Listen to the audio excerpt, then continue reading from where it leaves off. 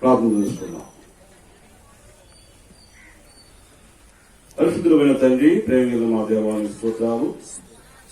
ఇంతవరకు మరి 3వ సెక్షన్ లో మరి ప్రారంభ ప్రార్థన మరి కీర్తన ద్వారా ఈ నామాన్ని కనపరుచుకున్నారు. అలాగే తండ్రి, వాక్య పరిచయంలోకి ప్రవేశిస్తుండగా దుర్మోత్సవం మీద ఆశ్రయి బలపరిచి మాట్లాడి సువార్తలకు తండ్రి ఏ మాట అవసరమో ఎలాంటి మరి వాక్యములు అవసరమో మీరు తెలియజేయండి. మాట్లాడేవారు మరి మీరు కాదు తండ్రి, మీలో కూడా మాట్లాడని చెప్పినట్టుగా తండ్రి మీ యొక్క ఆత్మ ద్వారా మీరే మాట్లాడి అనేక విషయాలు తెలియజేసి మీరే బలపరచమని, కృపమని, చేరవలసిన ప్రతి ఒక్క సువార్తను కూడా మీరు దీవించి ఆశ్రయించమని, ఈ యొక్క లైవ్ శబ్దంలో వింటున్న వారు కూడా అనేక విషయాలు తెలుసుకుని ఆత్మీయ మేలు పొందుతూ సహాయపరచమని క్రీస్తు నామంలో ప్రార్థన చేసి పెట్టుకుంటున్నాం తండ్రి, ఆమేన్. సమయంలో మరి దేవుని యొక్క దాసుడు దావకులు మరి మారంపూడి ఇచ్చిన సువార్తకులు ఎలీషా గారు వచ్చి దేవుని యొక్క వాక్యాన్ని మనకి చెప్పవలసిందిగా కోరుతున్నాం. ప్రభునందు ప్రియమైన సహోదరులారా, తండ్రి దేవుడు ఇప్పటివరకు మనందరినీ కూడా క్షేమంలో ఉంచి దేవుని యొక్క మాటలను ఒకరి ద్వారా ఒకరు నేర్చుకుంటూ దేవుని యొక్క పనిలో స్వచ్ఛమైనటువంటి రీతిలో ఎదగాలని వాళ్ళందరూ కూడాను ఈ స్థలానికి చేర్చినటువంటి దేవునికి ప్రభువైన యేసుక్రీస్తు వారి ద్వారా కృతజ్ఞతాస్తుతులు స్తోత్రములు చెల్లిస్తూ మరి ఆశతో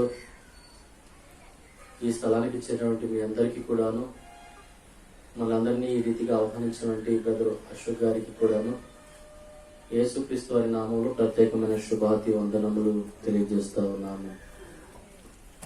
గమనించండి పిల్లరా, దేవుని యొక్క పనిని కొనసాగించడానికి పౌలు గారు తిమోతితో చాలా వివరంగా మాట్లాడుతూ వచ్చారు.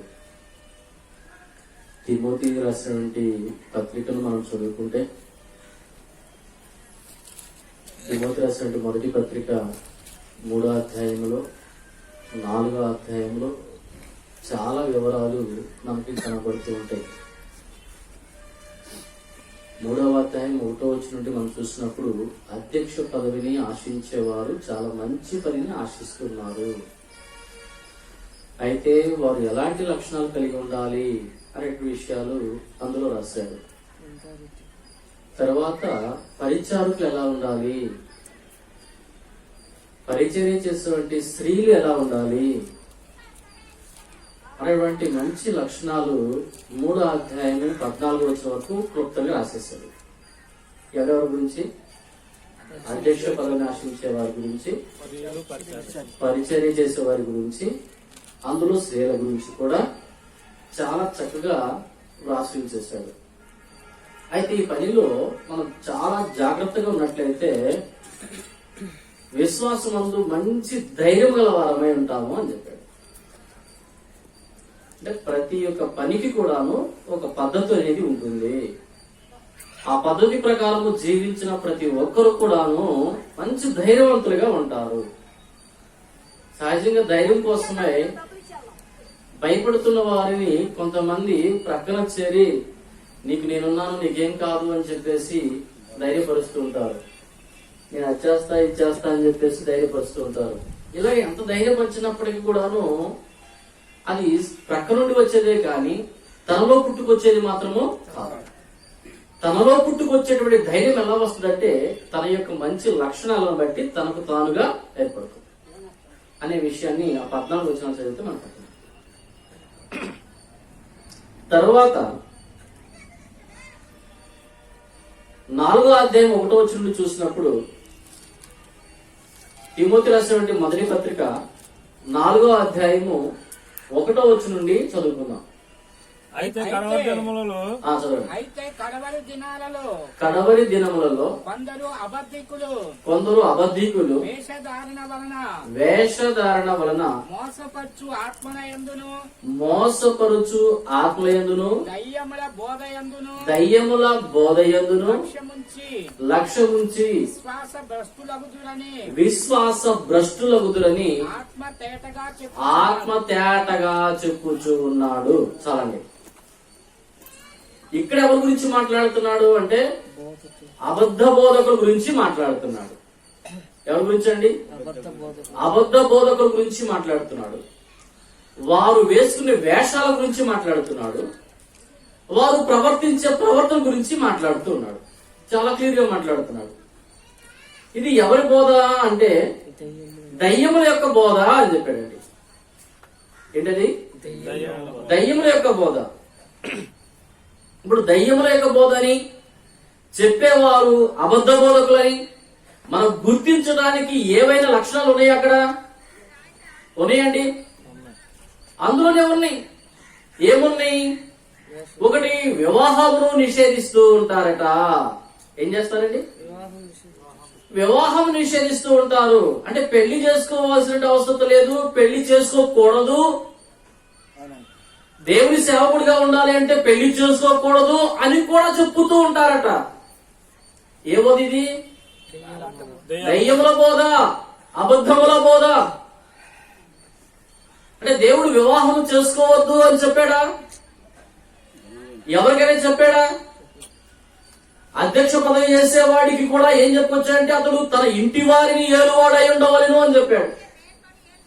పెళ్లి చేసుకోండి, ఇల్లు ఎక్కడ నుండి వచ్చిందండి? ఇల్లుగా రాళ్లతో కట్టిన ఇంటి గురించి కాదు మాట్లాడుతుంది అక్కడ. భార్య బిడ్డల గురించి, కుటుంబం గురించి మాట్లాడుతున్నాడు. అంటే పెళ్లి చేసుకోకుండా కుటుంబం ఎక్కడ నుండి వచ్చింది? రాదు. కానీ ఈ బోధకుడు ఏం చెప్తున్నాడు? వివాహాన్ని నిషేధిస్తున్నాడు. వివాహాన్ని నిషేధించినప్పుడు కుటుంబం రాదు కదా. అంటే ఏ వ్యక్తి అయినా వివాహం చేసుకోకూడదు, దేవుని పని చేయాలంటే అన్నాడు అంటే అది దయ్యాల బోధ. అతడు అబద్ధికుడు, అతడు వేషధారి అని చెప్పాలి. అలాంటి వారితో మన సహవాసము చేయకూడదు.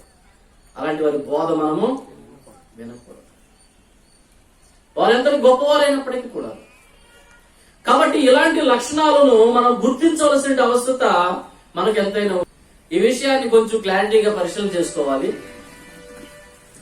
పరిశీలన చేసిన తర్వాత మనలో ఏమైనా ఉంటే సరి చూసుకోవాలి. తర్వాత మన వారెవరైనా ఉంటే వారికి తెలియజేయడానికి ప్రయత్నించాలి. ఇందులో మెచ్యూరి ఫంక్షన్ భోజనానికి కొంతమంది వెళ్ళరు. చనిపోయిన చోట భోజనానికి కొంతమంది వెళ్ళరు. ఎందుకు అంటే అలాంటివి చేయకూడదు, అలాంటివి భోజనాలు తినకూడదు అని చెప్పేసి పక్కన నెట్టేసి ఉన్నారు. విశ్వాసులు కూడా రానివ్వకుండా లాగా చేస్తూ ఉన్నారు. సారి కూడా తీసుకునే వారు ఉన్నారు. ఇలాంటి కొన్ని సొంతగా వారికి వారు ఏర్పాటు చేసుకొని వారి సంఘాలను అలాగా ఒక కట్టడిలో నడిపించుకుంటూ మేము చాలా నిష్టగా ఉంటాము అని చెప్పుకుంటూ ఉన్నారు.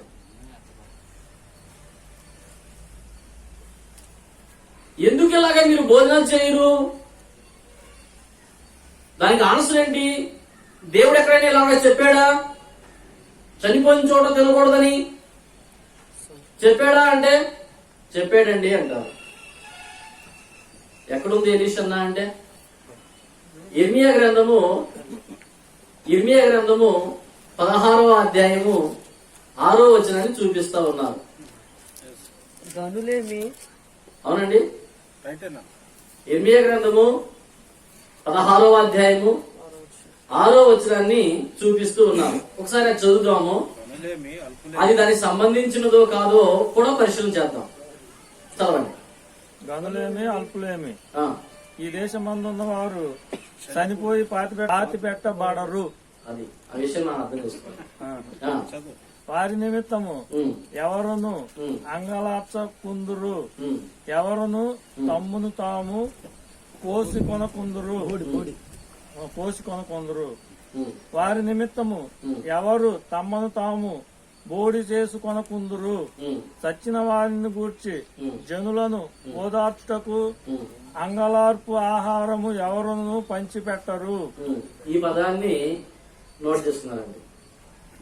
చనిపోయిన వారి నిమిత్తము ఎవరు అంగలార్పు ఆహారమును పంచి పెట్టరు.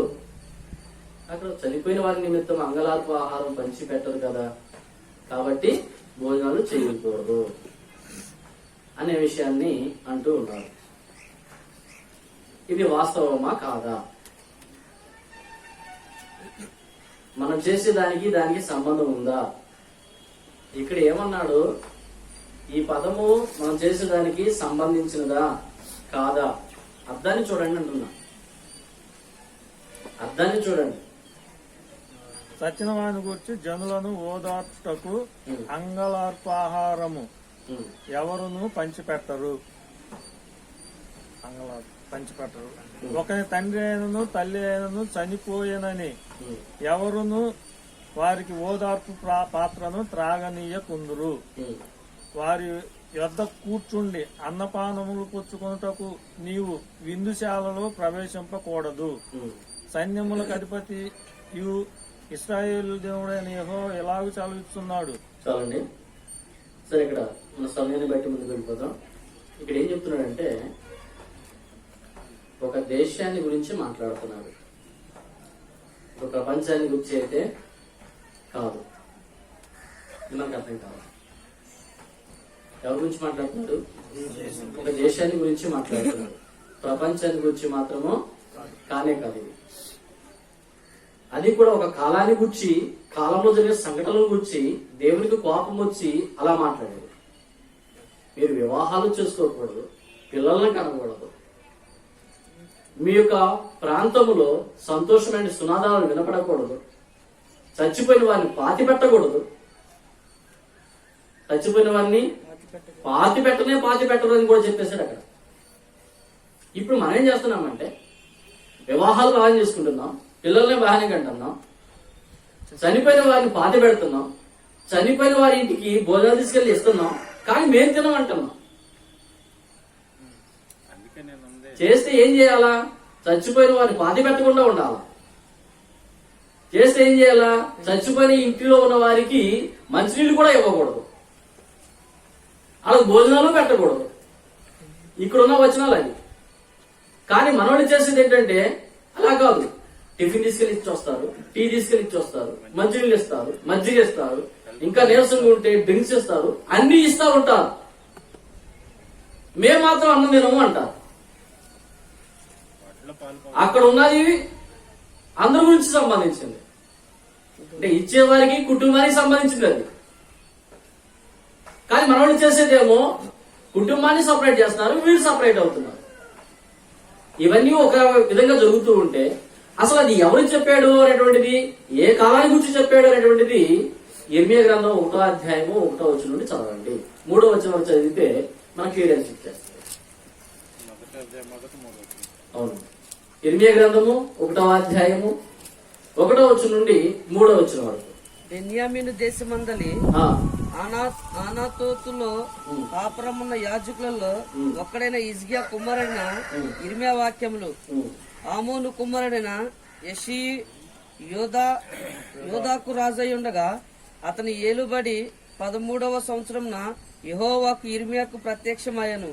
మరియు యెషీ కుమారుడగు యెహోయాకీము యోదాకు రాజై ఉండగాను, యెషీయా కుమారుడగు సిద్కియా యోదాకు రాజై ఉండగాను అతని ఏలుబడి 11వ సంవత్సరం వరకును, అనగా ఆ సంవత్సరంన 5వ నెలలో యెరూషలేములో చేరదీసుకొని పోబడి వరకును ఆ వాక్కు ప్రత్యక్షమగుచుండెను. చాలు. ఏ కాలాన్ని గురించి చెప్పాడో ఈ వచనాల్లో మనకు క్లియరెన్స్ వచ్చిందండి. ఎవరి కాలం గురించి చెప్పాడు ఇది? యోషియా తర్వాత యెహోయాకీము, యెహోయాకీము తర్వాత సిద్కియా. వీరి యొక్క పరిపాలనా కాలంలో ప్రజల యొక్క ప్రవర్తన, రాజుల యొక్క ప్రవర్తన దేవునికి కోపాన్ని పుట్టించింది.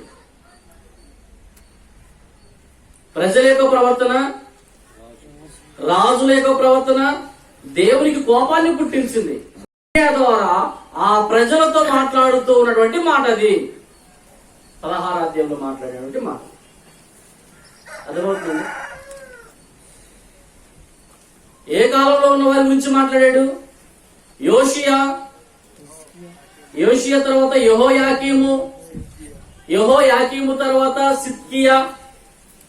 వీరి కాలంలో రాజుల యొక్క ప్రవర్తన, ప్రజల యొక్క ప్రవర్తన దేవునికి వ్యతిరేకంగా ఉన్న కారణాన దేవునికి కోపం వచ్చి ఆ ప్రజల ప్రాంతంలో జరగబోయేటువంటి సందర్భాన్ని ఇర్మియా ద్వారా పలికించినటువంటి మాటలు 16వ అధ్యాయంలో ఉన్నాయి.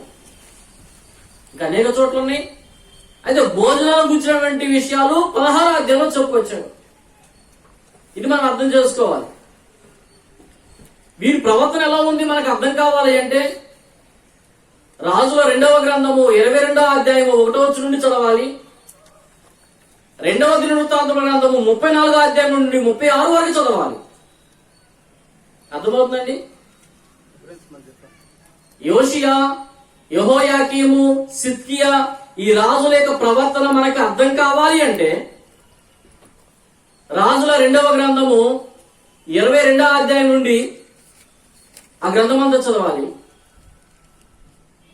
2వ దినవృత్తాంతముల గ్రంథము 34వ అధ్యాయం నుండి ఆ గ్రంథం అంతా 36 అధ్యాయాలు ఉన్నాయి. 36 అధ్యాయాలు చదవాలి.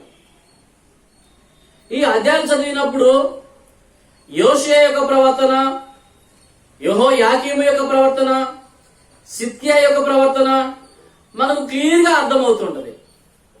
దేవుడు ఎందుకు ఎంత ఘోరమైన శాపాన్ని పెట్టాడో మనకు అర్థమైంది. అర్థమవుతుందండి? యోషియా యొక్క ప్రవర్తన మనం చూస్తే యోషియా దావీదు వలె దేవుని దృష్టికి నీతిగా యథార్థంగా ప్రవర్తించి ఉండెను. ఎవరండి? యోషియా. మరి ఎందుకు ఆ కాలాన్ని గురించి కూడా దేవుడు ఇలాగ మాట్లాడాడు?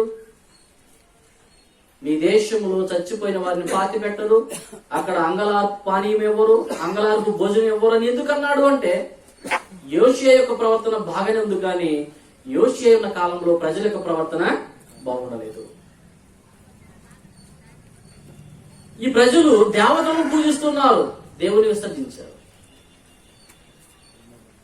యోషియా దేవుని మాత్రమే పూజిస్తున్నాడు, దేవత విగ్రహాలన్నింటిని కూడా పడగొడుతున్నాడు. విగ్రహాలన్నింటిని పడగొట్టేశాడు. యోషియా కాలంలో దేవునికి పస్కా పండగ జరిపించినంత ఘనంగా ఇంకెవ్వరి కాలంలో జరగలేదట. యోషియా యొక్క కాలంలో పస్కా పండగ జరిగించినంత ఘనముగా ఎవరి కాలంలోనూ జరగలేదట. కానీ యోషియా బాగానే ఉన్నాడు, కానీ ప్రజలు మాత్రము బాగుండలేదు. దేవుని విసర్జించారు, దేవతలను పూజిస్తూ ఉన్నారు. అందువల్ల దేవుని కోపం వచ్చింది. యెహోయాకీము తన యొక్క ప్రవర్తన బాగుండలేదు, ప్రజల ప్రవర్తన బాగుండలేదు. యెహోయాకీము యొక్క ప్రవర్తన బాగుండలేదు, ఆ ప్రజల యొక్క ప్రవర్తన కూడా బాగుండలేదు. కారణాన తాను కొద్ది కాలమే 11 సంవత్సరాలు మాత్రమే పరిపాలన చేసినట్లుగా చూడగలుగుతుంది. ఇలాగున సిద్కియా కూడా వీరి యొక్క ప్రవర్తన దేవునికి అనుకూలంగా లేని కారణాన దేవుడు ఆ దేశ ప్రజలను ఈ రీతిగా శపించాడు. దీన్ని తీసుకొచ్చేసి నేటి దినాల్లో ఇర్మియా గ్రంథంలో చెప్పాడు కదా, కాబట్టి మనం చనిపోయిన చోట భోజనాలు చేయకూడదు. దానికి మనకు సంబంధం ఉందా? దానికి మనకు సంబంధం ఉందా? లేదు. కానీ కొంతమంది దానిని మనకే అనుకొని నేటి దినాన కొన్ని కార్యక్రమాల్లో భోజనాలను పక్కన పెట్టేస్తూ ఉన్నారు. కాబట్టి ఒకవేళ అలా చెప్పేటువంటి బోధన ఏ బోధన అన్నాడు? దెయ్యముల యొక్క బోధ అన్నాడు. ఏ బోధ అనేది? దెయ్యముల యొక్క బోధ. అది మోసకరమైన బోధ. అది అబద్ధపు బోధ అని చెప్పేశాడు. కాబట్టి మనం ఒకవేళ అలాంటి బోధలో ఉన్నవారు ఎవరైనా మనకు పరిచయం అయినప్పుడు వారికి నెమ్మదిగా తెలియజేయడానికి మన వంతు మనం ప్రయత్నించాలి. లేకపోతే మనం కూడా పాపం చేసిన అవుతాం. ఎందుకంటే మనం అందులో పాల్పొందులు పొంది కాదు, కానీ తప్పుగా నడిచిన వారికి తెలియచేయకపోవడం కూడా పాపమే అన్నాడు. మేలైనది చేయనిది అలాగే చేయకపోవడము పాపమని యాకోబు పత్రిక 4వ అధ్యాయము 17వ వచనంలో మనం చదువుకుంటూ ఉంటాం. అలాగే మరి తినకూడనటువంటి ఆహార పదార్థాలు ఏంటి? ఎన్ని తినొచ్చు అంటే పౌలు గారు మాట్లాడుతున్నాడు, విగ్రహములకు బలించిన వాటిని, గొంతు పిసికి చంపిన వాటిని, రక్తమును తినకూడదు అని చెప్పొచ్చాడు. అపోస్తల కార్యము 15వ అధ్యాయము, అపోస్తల కార్యము 15వ అధ్యాయము 28వ వచనం. విగ్రహములకు అర్పించిన వాటిని, రక్తమును, గొంతు పిసికి చంపిన దానిని, జారత్వమును విసర్జింపవలను. చాలు. మనం విసర్జించవలసింది ఏంటంటే ఇక్కడ తెలియజేశాడు, విగ్రహాలకు భరించిన వాటిని తినకూడదు అన్నాడు. గొంతు పిసికి చంపిన దాన్ని తినకూడదు అన్నాడు. ఒకవేళ గొంతు కోసిన రక్తాన్ని తినకూడదు అనేటువంటి ఒక 3 విషయాలు మాత్రము పౌలు గారు తెలియజేసినట్టుగా మనం చూస్తాం. కనుక పిల్లలు, మనం నేటి దినాలలో బోధించేటువంటి బోధన విధానంలో ఎదుటి వారు చెప్పేటువంటి బోధన మనం అర్థం చేసుకోవాలంటే వారి యొక్క ప్రవర్తన, వారి యొక్క మాట విధానము, వారు చెప్పే బోధ అన్నీ కూడా గమనించవలసిన అవసరత మనకెంతైనా ఉంది. ఎందుకని అంటే మనము మోసం చేసుకోకుండా ఉండాలి. ఇక్కడ మనం చూస్తుంటాము, వివాహాన్ని నిషేధించినటువంటి వారి గురించి పెళ్లి చేసుకోకుండా ట్రైనింగ్ వెళ్ళిపోయి 9 సంవత్సరాలు 10 సంవత్సరాలు ట్రైనింగ్ చేసి వచ్చి ఫాదరు అనే ఒక సర్టిఫికేట్ పొందుకొని అంగీలు వేసుకొని అలాగా దేవుని సేవ చేస్తున్నాము అంటూ జీవిస్తున్నారు. అలాంటి వారిని ఏమంటారంటే ఫాదర్స్ అని పిలుస్తున్నారు.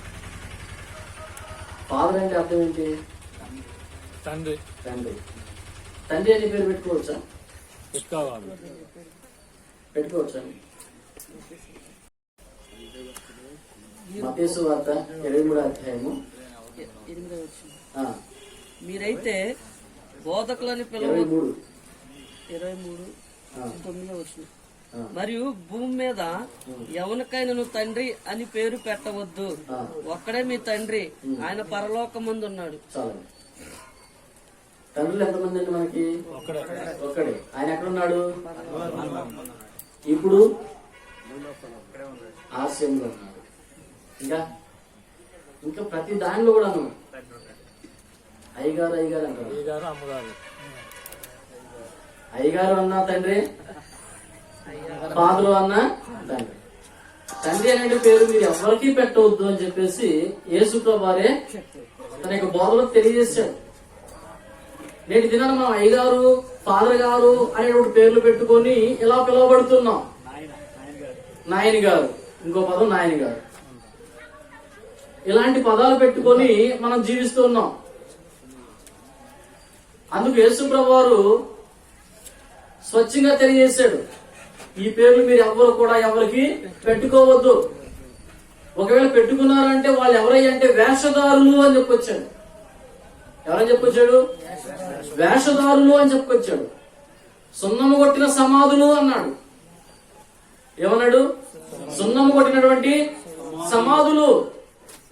మీరు గొర్రె బొచ్చును కప్పుకున్నటువంటి తోడేలు లాంటి వారు అన్నాడు.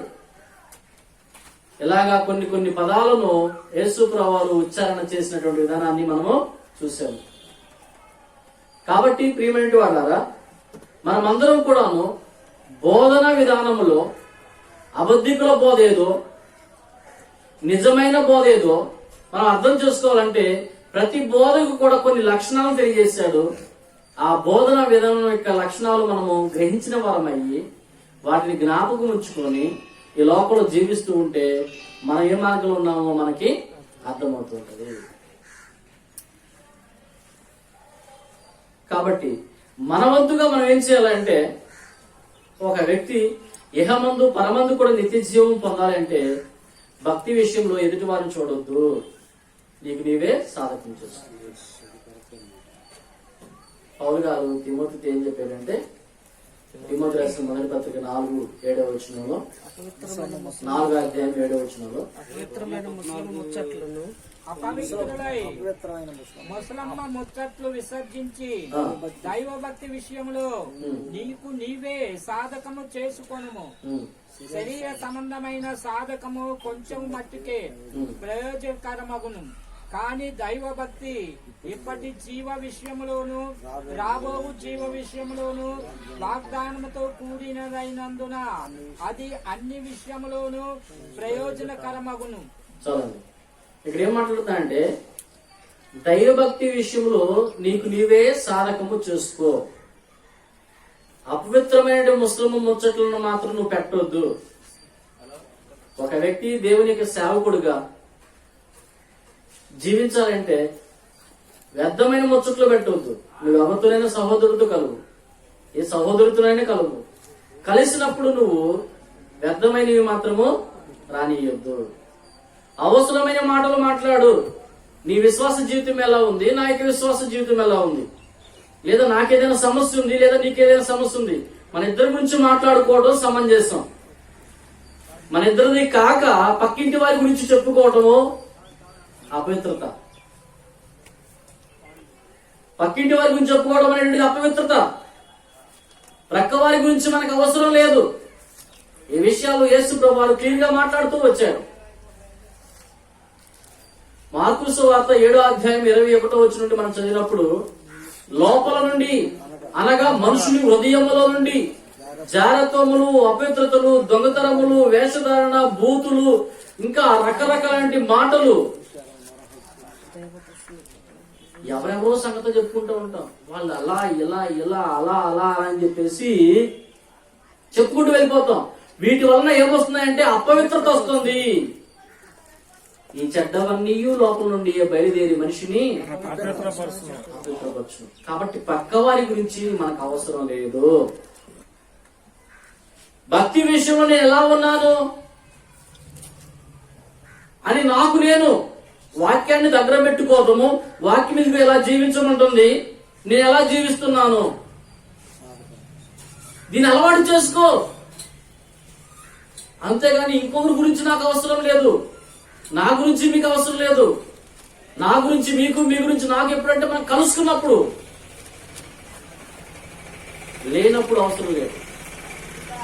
యేసుమాల గారు కలిసాడు, యేసుమాల గారి సంగతులు నా సంగతులు మాట్లాడుకుంటే సరిపోతుంది. అంతవరకు మితముగా మాట్లాడాలి. మనం మాట్లాడుతున్నాం. మన మధ్యలో లేనటువంటి వారి గురించి, వారి లోపాల గురించి మనకు అవసరమో. ఒకవేళ లోపాలు ఎప్పుడు తెలుసుకోవాలంటే అతను నువ్వు ఖండించగలిగిన సామర్థ్యత ఉన్నప్పుడు తెలుసుకోవాలి. కాబట్టి పిల్లరా, మనం ఈ లోకంలో జీవిస్తున్నంత వరకు నిజమైన బోధనా విధానంలో నా జీవితాన్ని గురించి నేను పరిశీలన చేసుకుంటూ నాకు భక్తి జీవితాన్ని సాధకమనగా అలవాటు చేసుకుంటున్నాను. ఆ భక్తి ఏమవుతుందంటే ఇహమందు జీవించడానికి, ఈ లోకాన్ని విడిచిన తర్వాత దేవుడితో జీవించడానికి ప్రయోజనకరమైనదై ఉంటుంది. అబద్ధ బోధన విధానం ఎలా ఉంటుందంటే, కొన్నిటిని ఇలా నిషేధించాలి, వివాహాన్ని నిషేధించాలి, కొన్ని ఆహార పదార్థాలను తినకుండా ఉండాలి అని కొన్నిటి పక్కన పెట్టేస్తూ ఉంటుంది. అలాంటి విధానము మనలోనికి రానికుండా చూసుకోవాలి. అలాంటి విధానం ఎవరు అంటే వారికి తెలియజేసే వారంగా ఉండాలి. ఇలాగా మన జీవితాన్ని ఒకరు తెలిసిన విషయాలు మరొకరు పంచుకుంటూ మన యొక్క సేవా విధానంలో లోపం లేకుండా ముందుకు నడిపించుకోవడానికి మరి అక్షర్ గారు ఇలాంటి కోరికలు ఏర్పాటు చేశారు. వారికి మరి ఇప్పుడు వారికి శ్రద్ధగా ఉన్నట్టు మీకు నాకు అవకాశం ఇచ్చినటువంటి యశ్వరం గారికి ప్రత్యేకమైన వందనములు తెలియజేస్తూ ఈ మాటలు ముగిస్తా ఉన్నాను.